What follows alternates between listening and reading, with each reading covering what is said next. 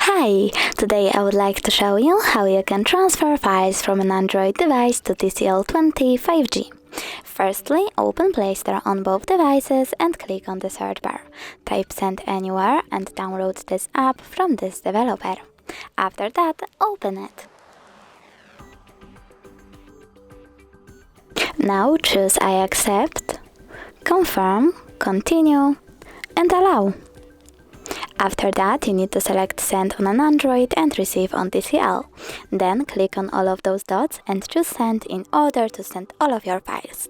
It will take a long time, so I will go with only one photo for example. Click Send and tap Got it. From here we have two ways to connect. You can input this key over here and choose Receive or Scan QR code.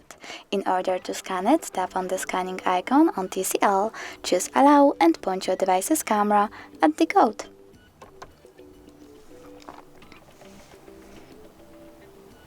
As you can see, my photo was successfully transferred, but you can always check it out for sure by going into, for example, some kind of Files app, selecting in my case Images and tapping on Send Anywhere folder.